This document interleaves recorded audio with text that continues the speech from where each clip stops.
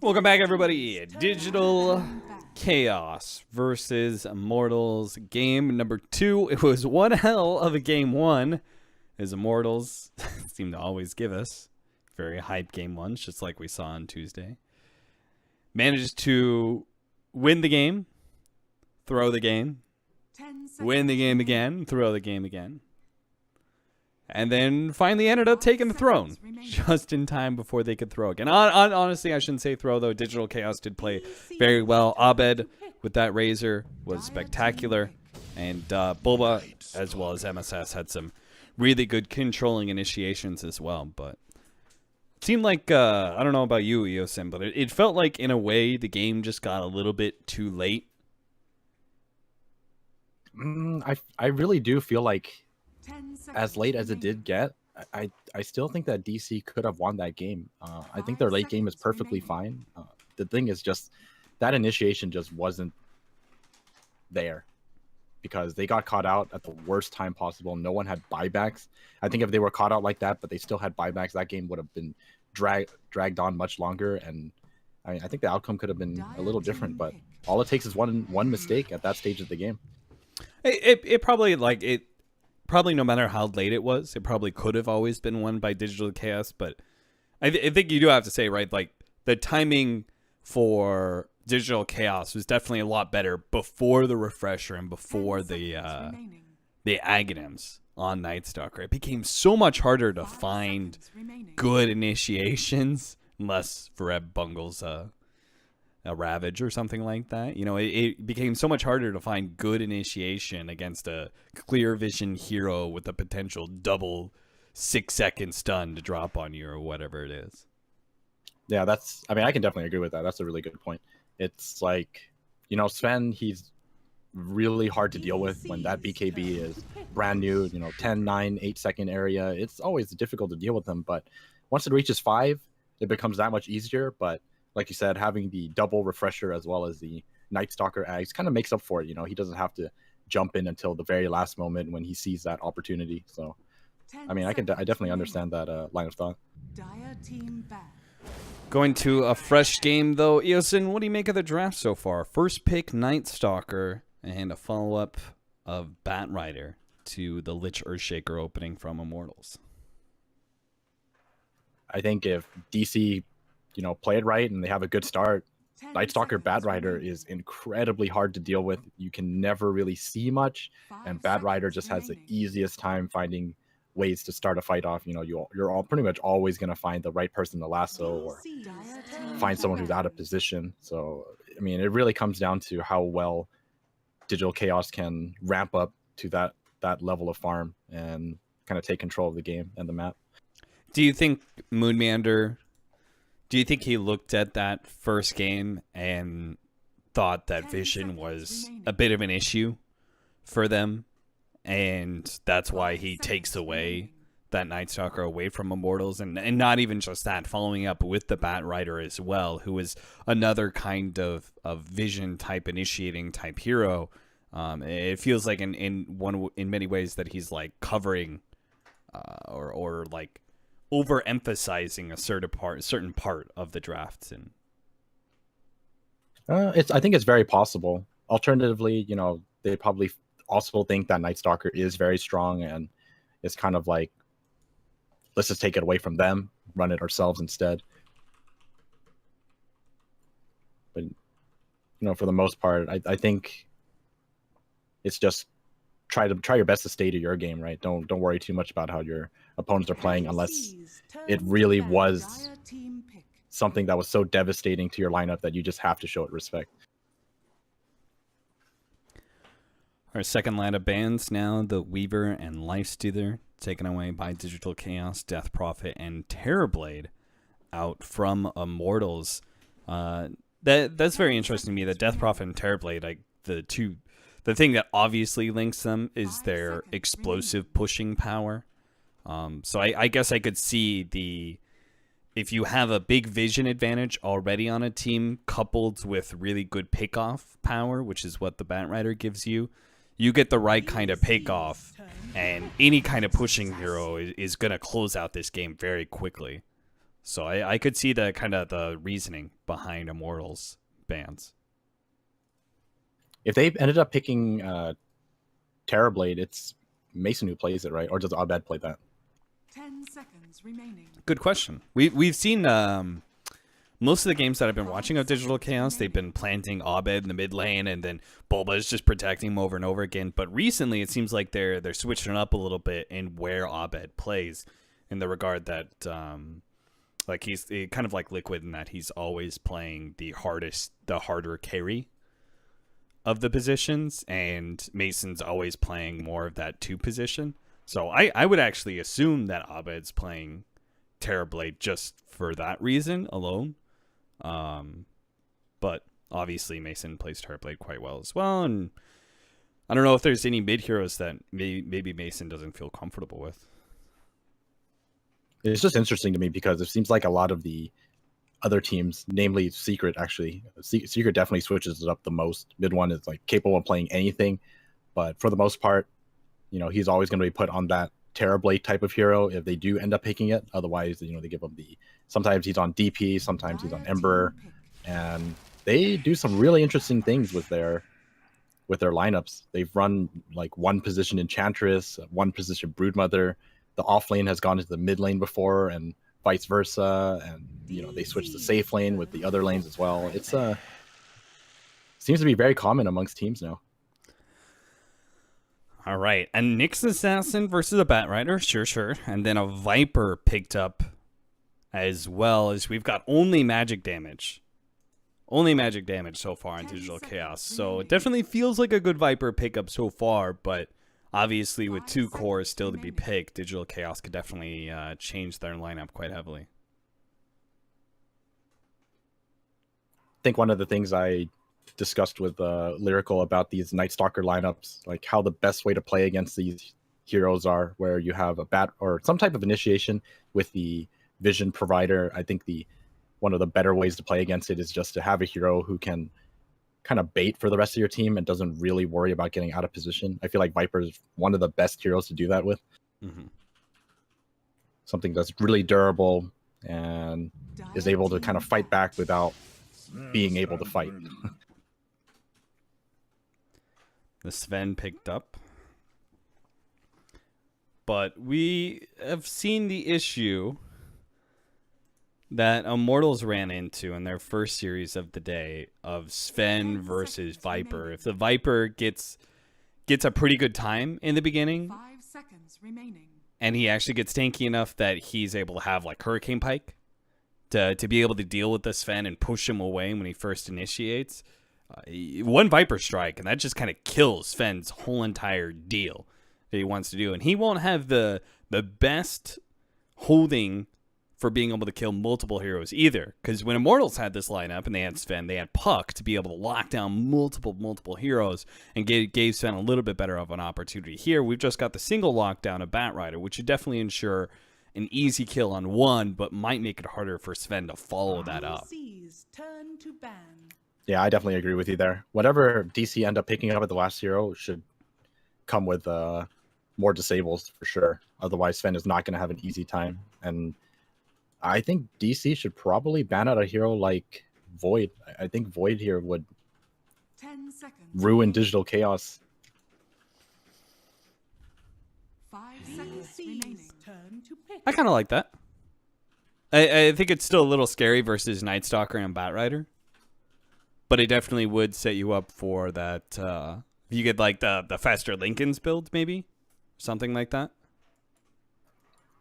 I mean, I feel like however you build it, you can't exactly always just expect, like, you know, you see a Night Stalker and a Batrider and you immediately assume, okay, we're going to be dealing with the Aghanim Scepter Night Stalker and a Batrider. So, well, we've seen this before. It happens in NA. The Enchantress, you were talking about the safe lane Enchantress, and I was going to follow that up. We do see Enchantress picked up in NA, sometimes off lane. We've actually seen mid Enchantress, and it's picked up against the Viper as a laning counter to that hero, and ends up being like a really good counter overall to that hero, seeing as Viper likes to be able to keep his distance and usually is pretty tanky, both armor and magic resistance, but the pure damage really cuts him down to size pretty quickly.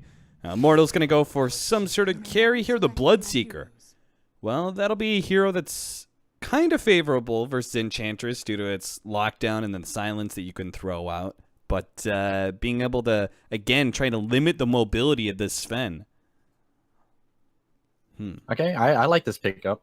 You know, I suggested the Void, but then I immediately thought to myself, wait a second, that is definitely not a QO hero.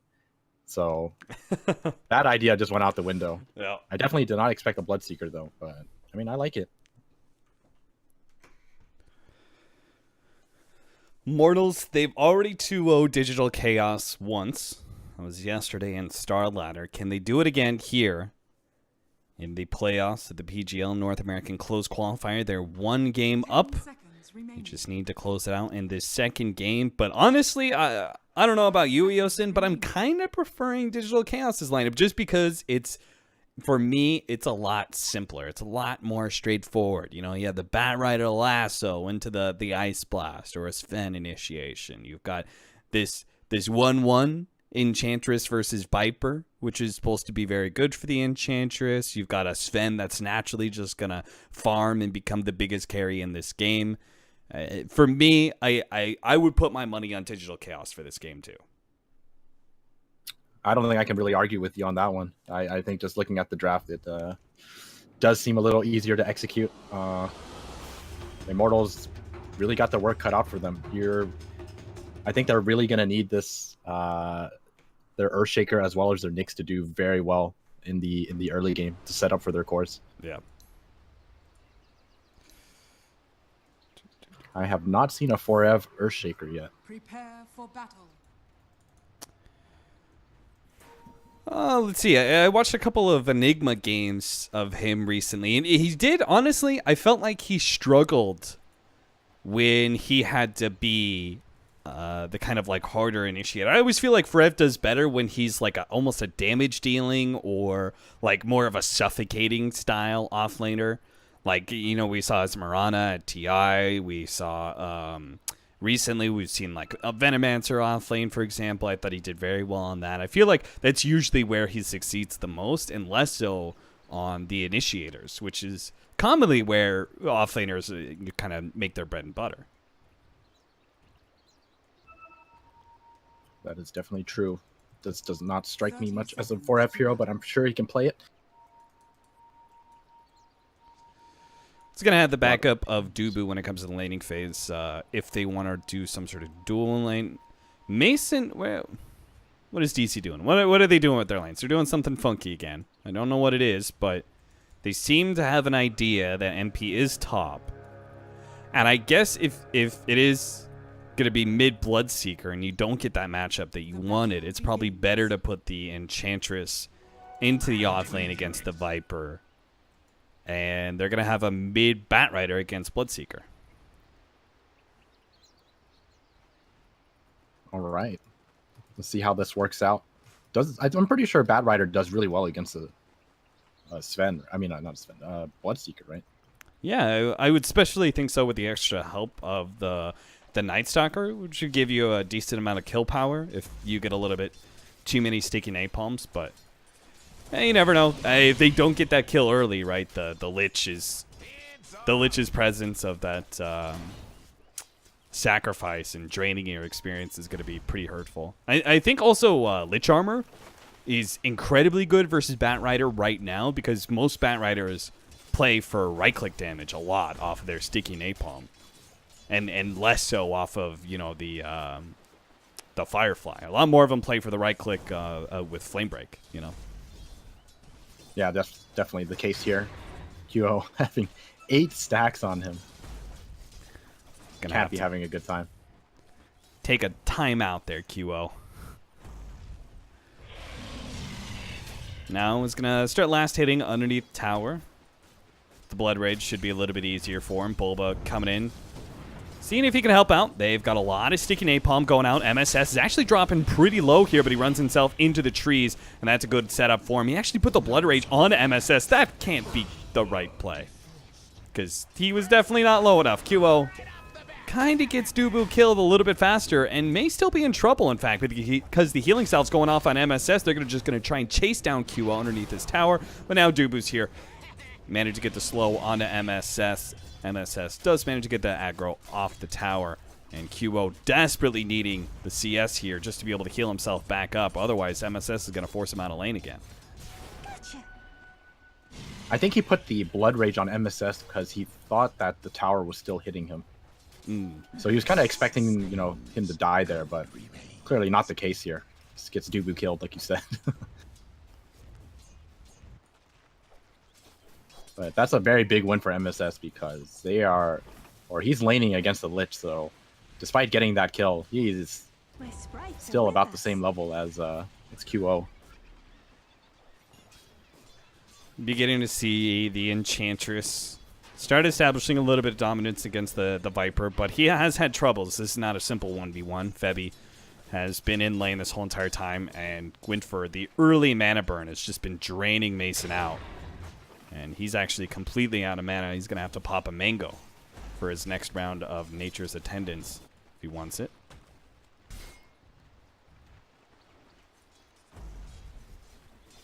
Well, how is Forev's lane going? Forev's actually getting quite a bit here. Oh, going to go for the stun. Cold Feet. Is it going to be enough? Not quite. Forev does not get latched down. Back over to mid lane. Just never know when they're going to get enough sticky napalm stacks to go for that kill. Radiant's top tower is under attack. This would definitely be a pretty straightforward matchup for the Bat Rider if it was 1v1, but Dubu not making it things easy for MSS here. This is Lich plus anything, always a headache to play against. And then being able to bring the Enchantress low multiple times, I'm sure helps out quite a bit of seeing QO start stacking up a little bit on that thirst. So Mason's got to be careful and trying to keep his HP as high as possible just to help out this mid lane a little bit more. Arcane Rune making things easy for MSS. He's spamming out the sticky napalm now every 2.1 seconds. Gonna play it safe, run back. Oh, this is a rune you'd be happy about. It's gonna be a haste rune for MSS. So his options gonna be there. See if they're gonna go for a quick kill here. The silence laid out by QO. They've already thrown down the Void. MS is gonna go for it. Now QO does have actually some thirst charges and does have a little bit of movement speed, but not enough to stay up ahead of a hasted Bat Rider. They're gonna be able to run down QO for sure. Now Dubu's gonna be up next. Lots of stacks is going to be enough to be able to get that kill. Febby completely whiffing out on the stun there. And Digital Chaos overrun the mid lane, managed to pick up 2 kills. That was the best use you could ask for on a haste rune. MSS going to be out-leveling a Lich lane. Not too often you're going to be seeing that. Yeah, certainly not. So got do you even think a this little bit of Enchantress- stacks on Ancients, too. Go ahead. So do you think this Enchantress pick is actually worth it against the Viper? I would say if it's mid, yes. I don't think it's going to be worth it this game, though. Just because it's side lane, he hasn't really been able to establish dominance. Forev's going to go down to the bottom lane, Bulba made a nice little wrap around. Very nice rotation. I really don't see the effects. Oh, that was close. I really don't see this Enchantress like paying off. It doesn't feel like it's gonna be doing enough once the laning phase ends, because he's supposed to be doing really well against the Viper, and because it is the side lane, and with the help of Febby, you know, MP is doing just fine. In fact, he's leading in terms of EXP and farm. So yeah, and if he doesn't establish a win against the Viper, you hit a little bit of a bump at level 6 where all of a sudden you've got a large amount of magic damage coming from that Viper strike. And if you add in the fact you've got an extra hero there with the Nyx Assassin stun or mana burn, it's going to be made all the worse for this Enchantress. So they almost need to give her a helping hand or switch up the lanes somehow. I mean, maybe Bat Rider at this point in time, now that he's level 5, no. I was going to say maybe he can go to top lane, but no, that wouldn't work. It's still a Viper after all. So I don't know what they do to switch up the lanes to make it a little bit more favorable for all of them. But as of right now, Immortals are winning the laning phase. I think they're probably okay with how things are going right now. Sven is able to farm. He's got his Mask of Madness at a really good time, and MSS is doing a good job in the mid lane as well. He's going to be on the fast track to a Blink Dagger. You just kind of play it patiently. Oh, top lane though. MP is level 6, and with that TP stun, out, slow slow. and steady, not good enough. Mason does manage to make the TP. Oh, mid lane. QO ends up dying to MSS. And that looked pretty much solo. Not even needing lasso, too. he is by himself, managing to pick up that kill. I mean, MSS is just looking very strong right now. There's not many answers they have for him, especially since QO is not level 6 yet. He is almost level 6, but not quite there yet. An attempt being made on Forev's life, loops him around the trees. And not going to make it, though. Apparently, that juke probably would have been a little bit more effective just to run back to tower the way that juke ended up working out. But yeah, overall, DC looking very strong in this laning phase. Sure, you're... Oh, Rupture on Bulba. Found himself a free kill. Or maybe not. MSS is They're here. They very could just wait scared. out the Rupture. Wow, very fortunate for Bulba. Immortals showing a lot of respect to the MSS Bad Rider. Just don't want to deal with it right now, and he's getting closer and closer to that Blink Dagger. So even if Mason isn't, doing the greatest up here, he's gonna have the space to catch up, or just have a very solid team to fight with. Bad Rider is gonna finish the Blink in probably like 3 minutes or so. Now, this is... I like this timing from both sides, right? They moved the Viper out of that safe lane. Now that Enchantress is level 6. I like this play, but at the same time, I think DC has already kind of made the read, and they've just left Moon Meander to kind of soak experience here, and he is probably going to die to this gank. Nice juke through the trees. That's definitely going to buy him a lot of time here. Cold feet onto MP. They actually are going to try and fight this one. MSS is here now, and maybe it cost him his life, but Moon Meander might have just gotten a kill for MSS onto MP. The Viper ends up going down. What a big win for him. Over in the mid lane, they are fighting things out. Bulba, ruptured up, is going to lose his life to Febby and QO, but a two-man stun. Abed is going to try and cleave his way to victory, and will get it too. A kill on Febby makes the trade 1-for-1 on both sides, but I think that's got to be a win for Digital Chaos just because they kill the Viper. That was really nicely done by Moon there, just to juke his way through the trees, buy as much time as possible, like you said. It's like really important that MSS just continues to have this great game he's been having. The faster you get a Blink Dagger, the easier the game is going to be for them. And Sven's just full-time jungling. That's what I was going to say, is I love the fact that they just moved Abed out of that safe lane nice and early, because you can farm jungle about just as fast with the Mask of Madness. And you won't be easily susceptible to those ganks. Oh, check out that net worth. Whoa! Big lead from our Sven at 5,700 net worth right now, and clearing through a 2-time ancient stack. So it's just going to get worse and worse, this lead of his. Yeah, and while all of this is happening, Forev only just hits level 6. Not going to be seeing a Blink Dagger anytime soon. Febby's still working on that 6 as well. They're going to be giving him the space. I think Immortals are going to be looking to make moves soon, though. Everyone has their abilities up. And Ancient Apparition still isn't 6 yet. Alright, MSS goes for the easy kill. And Mason has become the big threatening damage dealer now. And they're really just going to start bully down towers, because that's the thing. This core Enchantress, you leave it alone, and it'll start stealing siege creeps or range creeps or whatever it can get its hands on, and it'll take that tower away from you. Just like we saw the Viper rotate out of his safe lane. Next thing you know, a minute later, that tower's gone. 9-2 and 5k net worth lead. This is a pretty significant lead for DC right now. That Immortals gonna make these ganks on Moon Meander are just not working out at all.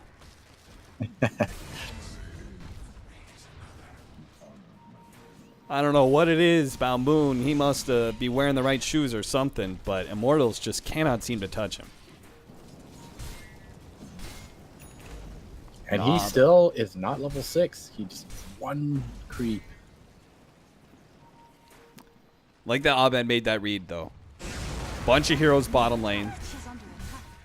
Just leaves it. Goes immediately for the fast push onto the mid. Now, Mason is going to be caught here. Actually runs into the rotation from Immortals. Will probably bleed to death here. But it does manage to get them that mid-tier 1 tower. So, still some value in that death for Digital Chaos.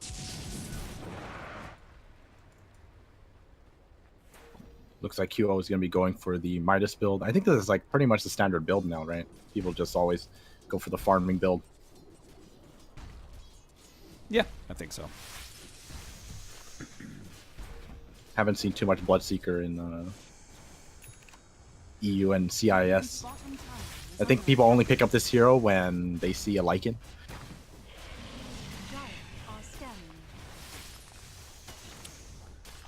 Which actually kind of reminds me, how come no one here picked Lycan in these 2 games? Earlier, we had a Lycan that was really ineffective from... Who was playing a VGJ Storm? They picked up Lycan, but they were playing it into big engagement here. Slow down onto Febby. They're going to be able to get that 1 kill, and QO is going to get bounced back into the lasso. Great setup. He got the silence out, but it won't make a damn bit of difference. Immortals are just going to be run over, and it's just a question of how many heroes they'll lose. That magic number will be 3. Dominating streak for MSS. Mason is not actually going to be going a hand of Midas. I thought he was, just to kind of speed along his levels, but he's actually going to pick up some early stats in the drums. Oh yeah, I thought he was going for Midas as well. Wonder what the gloves of haste is for. Yeah, he probably just changed his mind. I'm sure he was going in at one point. Maybe something next level, like controlling a bunch of catapults. There was a Na'Vi game I watched. Roger was playing Enchantress, and he basically kept spamming his enchant on multiple catapults, and he had like 4 of them stocked up. Nice. And I was so excited to see them siege top lane. And P gonna go down. The very dead Viper. That's the thing. I feel like Ancient Apparition is so good against so many of the heroes right now. Viper, Necrophos, even Venomancer, right? Because it helps cut those heroes down by a dramatic amount. Because it can, it's percentage based. So in a way, it's like straight up pure damage, if you want to think about it that way. So when you go on these heroes that usually have very high turnaround potential because they are so tanky, it just doesn't let them get off a single spell when you go on them with that Ice Blast already attached. Yeah, I think it's like, for some reason, it always feels like it's people drop at higher health or higher than the shatter health threshold for some reason. Yeah. I also have this other theory on why Ancient Apparition is such a great hero. And Why the is reason that? why is because, like you just said, for all the reasons. Oh, hold that thought. Mid lane, MP, gonna get caught out again. Lasso as well as Sven, God Strength. Man, they are just getting run over right now. Dire's top tower is under attack. Radiant's I don't know when Immortals is going to hit that magic turnaround point this game. Yeah, I'm feeling that way too. I don't know if A is gonna be, or sorry, not A. If Immortals are gonna have that chance this game. This lead is looking enormous for DC. But back to the AA. I think that AA is actually a really good hero for a lot of different captains because this hero can do a lot without having to do too much mechanically. But you have a lot of time to look around. Oh, QO just TPing in the face. DC gonna go down. I mean, Immortals just can't seem to catch a break. They're not getting any kills. Now that our split pushing is actually surviving, every single time the hero goes for a push, it actually gets caught rather than make that sneaky getaway. Febby just popped his Vendetta on a creep wave. and isn't going to be able to kill any of the creeps. You know, it just gets worse and worse. Worse and worse as he's watching this creep out heal any damage he could possibly do. And he's sitting here going like, what do I do now? I'm dire side, so it's not like I'm anywhere near anywhere I'm supposed to be. Bulba's probably so confused. This is probably one of the clowniest things I've ever seen you do. And I've seen your Enigma, dude. He's going to make it out, too. That's the worst part. Oh, my. Well, you know, Febby's just next level. You know, we just don't understand how good he is in the space he creates. Well played. All right, if there's a chance for them to make a play here, this is it. Okay, 4F has the Blink Dagger. This is your only hope. They have the Blink Dagger, they have Chain Frost, they have everything. Try to make some trades happen. It all rests on one man. Frev all right, here we bouncing go. himself along. They're going to go for the smoke. Are they going to bring QO along? Is QO going to hit a creep wave and TP back? What's he going to do? They seem to have this thing where they don't bring QO, and he always TPs and shows up a little bit late to the... Oh, no. I mean, at this point, you're just cheering for Immortals just to kill one thing before this game ends. You know, just let them get one small win on the board before you shut them out. They're thinking about it. They're going to go in anyways, it seems. I mean, they got to go soon, though. MP on the front lines here. The silence gives a lot of vision. MSS trying to find any heroes and does manage to clip Forev, stopping any blink initiation. And QO's kind of an awkward place. Fisher goes out. Not really a whole lot doing there. MSS, Blood Rage up, is going to lose his life very quickly, and they do manage to get the Shrine. A lot of these heroes are low, too. With the Bloodseeker healing up, he could come back into this fight with big damage, but they've already taken Forev in the back lines, and QO's movement speed is a little lackluster. Bulba does not have a TP to get out of things, but he does have phase boots. Nighttime darkness is actually here. So Bulba will get away. He's going to get greedy, gets an invis rune. He'll be good, though. I mean, that's still a huge win for Immortals. They take 2, only lose 1, still hold on to the Echo Slam, and the best part is they managed to kill Roshan. How did they do that? Bloodseeker Bloodright actually got the last hit. So they are very lucky in that regard. All right. It's the little things in life. It's a start.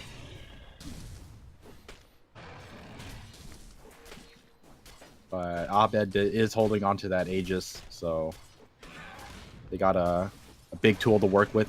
Gonna have to wait and see what they decide to do with it, though. Okay, so the BKB. How much does that change, Yosin? How much can the BKB impact things for the Bloodseeker? I'm going to go ahead and say that it doesn't really do too much. You don't think so? A lot of it, not against Bat and Enchantress? So. The way I feel it works out is like there's enough physical damage that Sven is going to kill Kyo anyways. So in order for QO to become really effective with his BKB, comes down to his teammates' ability to initiate and get everyone low enough to make him useful. Yeah, it's definitely hard. Doob is gonna die. It's like he would have to, with this BKB, challenge all the heroes that are not Sven. And it's very hard to be able to get that kind of positioning when you're the one who doesn't have map control, doesn't have better vision because of Night Stalker, and won't have better initiation most likely because of the vision and the way Batrider works. So it's going to be really difficult for him to be able to play into Digital Chaos when they're the ones initiating and somehow work around the Sven to kill, you know, the Enchantress or the Batrider. It is definitely going to be tough. Some teams, they are very patient with this type of play. They know, like, against the Night Stalker, you're not going to stand a chance in the nighttime as well as with darkness. And there's those little tiny windows where you can make those plays, and maybe Immortals can wait for it. They do see the Enchantress bottom lane, so Forev doing everything he can to be able to stop Abed from keep going, but the BKB plus the Ice Blast are going to take him out before he can get the Echo Slam down, and QO hasn't done anything really. He's going to finally finish up MSS, after the lasso, and the Chain Frost is bouncing around pretty heavily. If he could actually hit Abed, that'd be great, but it doesn't at all. He's only going to be slowed down by the Viper Strike. They're trying to kite him around. MP has to go for the TP out. Can he make it out before the Cold Feet? He does. He manages to get the TP away, so they trade the Earthshaker and the Nyx Assassin for a kill on the Bat Rider. But that was also the first 10-second BKB charge from QO. And it did not feel like a game-changing team fight, that's for sure. I'm really surprised they decided to fight, even though they know that there is an Aegis on Sven. And Sven is still holding on to that Aegis. And you kind of saw there, you know, he has the BKB, but it really doesn't do anything if Forev isn't able to get the jump on them. No one's actually, you know, low enough in terms of health, and he's just kind of standing in one place. Well, obviously he was standing in one place. He got lassoed by the Bat Rider. Mm-hmm.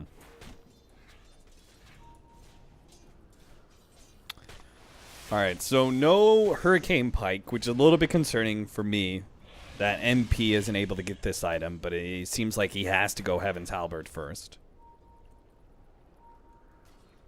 Febby scalps him out. Are Immortals thinking about doing something here?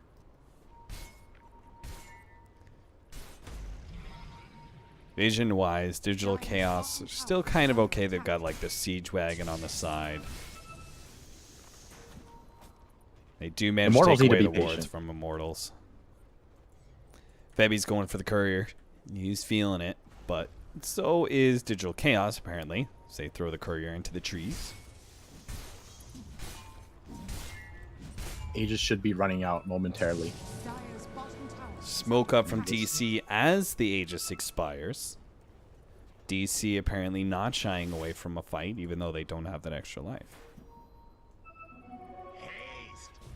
The initiation is there. MSS manages to grab MP, pulls him straight into Abed, but Abed actually got stunned up. Now MP's on the high ground here, up against Mason. He's doing a lot of kiting for Abed. They're going to be able to slow him down. QO tries to challenge, but a BKB activated by Abed makes things a whole lot harder. MP will eventually die on the cliff here, and Abed, Rupture, about to wear out, blinks forward now, blinks backwards actually, and IMT, Immortals try and control things up. They do manage to kill the Bat Rider finally. QO plates away from the Sven as much as possible. A stun on the Bulba. Forev knows he's dead. He's just trying to get damage out if possible, but not gonna happen. 3 down from Immortals. And again, all they get out of it is one hero, and this time it's the Bat Rider.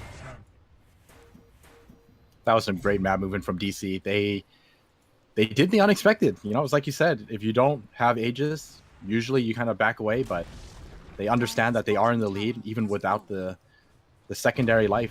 You know, not afraid to take a team fight. And that was a great initiation. That Viper being pulled onto the high ground, and if the Viper's up there, that Sven doesn't have to worry about getting Viper Strike. Does have to worry about the Rupture though. Yeah, they've got plenty of ways to limit the Sven's movement, but they're really just lacking on the hard initiation on all these other heroes. Because they can stop Sven all they want, but if they're not killing the surrounding cast, if they're not killing 4 of the other heroes during that Rupture timing, then it's not really much to say. You know, they got to get some work done, and that's where Forev has just struggled to find initiation. And some of it's not his fault, right? It's a Bat Rider Night Stalker. It's a Vision duo that is very tough to beat. Yeah, it really is. And Immortals, they're going to move out of the base again. Do they have a smoke? They don't have a smoke. No echo for another 50 either. Kind of surprised to see them making these aggressive movements. I think more than anything, they probably just don't want their farm to stall. It's true. It's like one of those, you rather go try and do something rather than wait to lose.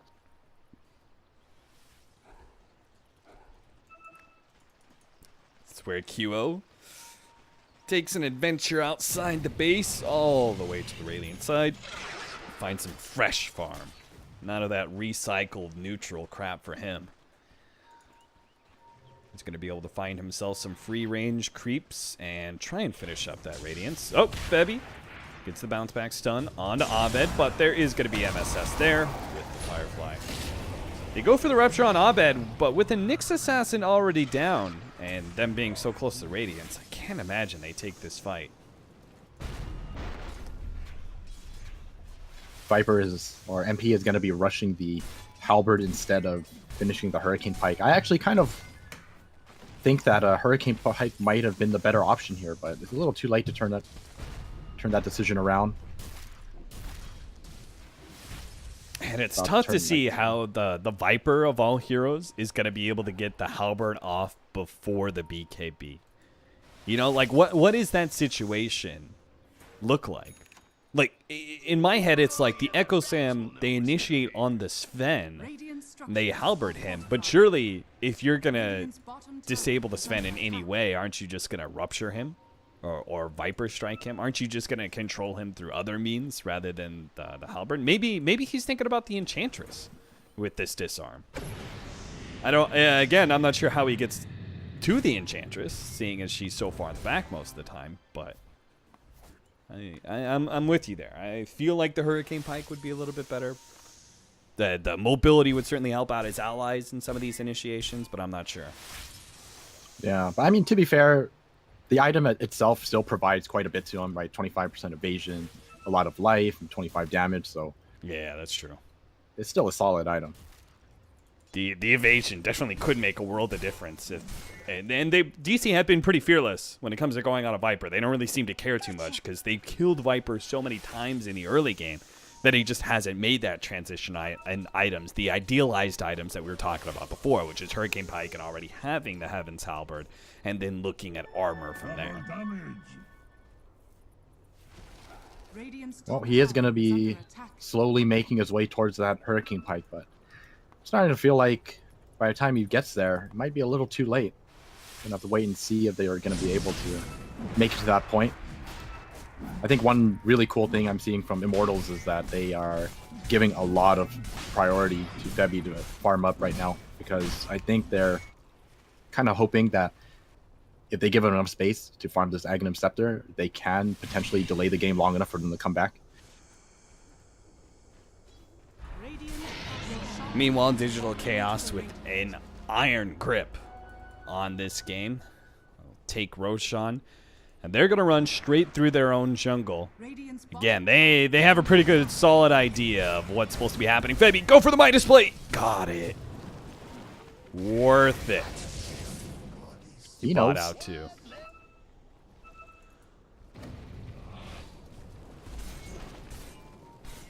All right. I mean, at the end of the day, you know, it's not all that bad. It does give the rest of his team a little bit of time to farm, but if Keo gets picked off here, it will be all for naught. Pushed forward by Bulbs. Leading with the gem, taking away all the vision from Immortals. So close to that Radiance. Again, they're going to need some serious miss percentage procs, not just on that Heaven's Halberd evasion, but also the Radiance miss chance. That's the kind of thing that worries me for Immortals, right? I mean, it's the same thing with the Black King bar.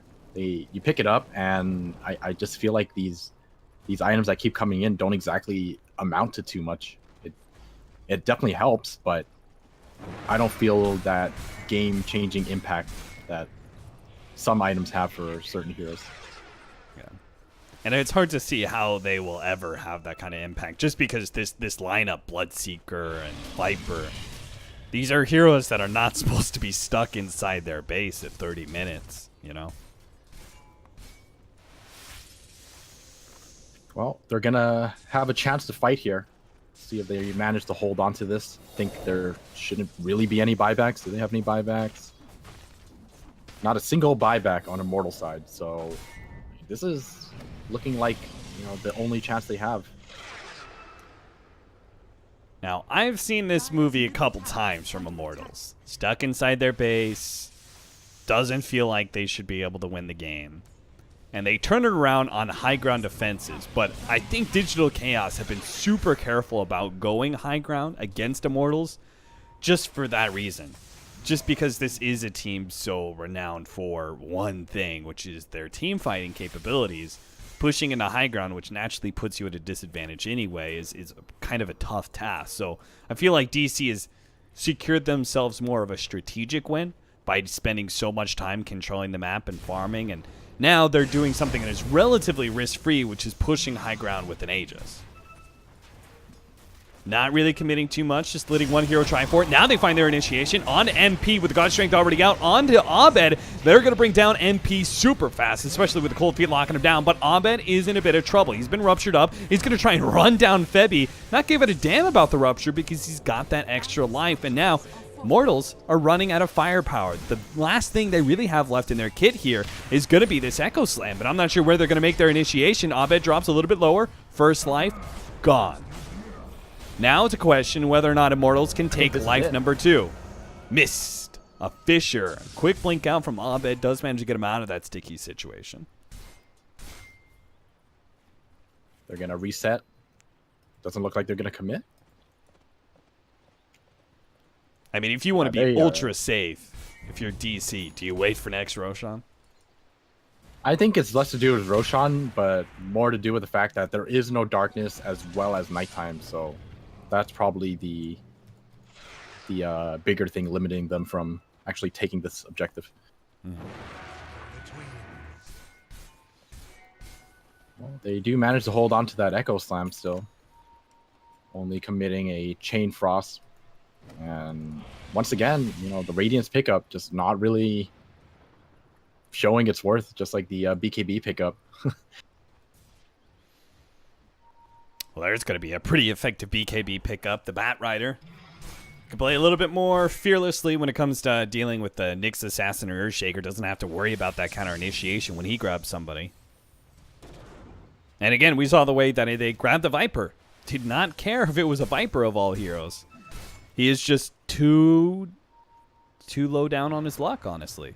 Like, he is too poor to be able to stand toe-to-toe against these heroes. And without the Viper, everyone else on Immortals just looks so squishy. And the scary thing was they lassoed the Viper, and Viper, he's got 2.7k life, he's got 25 armor, he's got evasion, and he still dropped very quickly. So things are looking very grim for Immortals right now.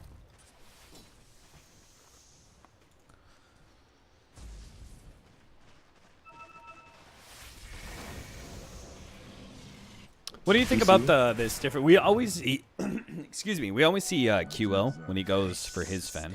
He goes for the Daedalus. And I've seen so many other Svens go for the Bloodthorn build. What are your thoughts on the differences between the two? I think if you don't have to deal with evasion, just going for that pure damage is a safer route, because you know all it takes is one crit and you delete a hero. Whereas this Bloodthorn, it's a safer choice when you're up against heroes who end up picking evasion up, which is very common nowadays. A lot of heroes prefer picking up the Heaven's Halberd or the Solar Crest, so having the Bloodthorn kind of opens up your go Abed. 800 damage a swing. Just wallops on that tier 3 tower, brings down the melee racks before Immortals are really in a position to be able to contest. Now, Abed just blinked himself forward with the Rupture still on him, but he's also close enough that they're right next to the high ground as well as the heal from the Enchantress, so they're able to get away scot-free just before the Nyx Assassin had his Aghanim Scepter, too. He was so close to it before. Well, they lose one set of racks, but they still have ways to fight against one lane of racks. Let's see if they can make anything happen with this Nyx Assassin Scepter. This is their greatest hope, in my opinion.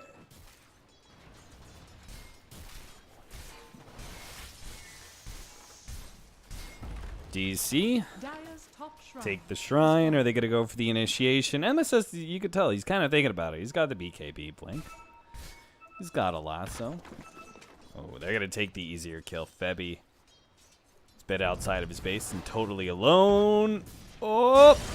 Didn't even need to pop the BKB. Apparently, MSS managed to grab him without the fire touching.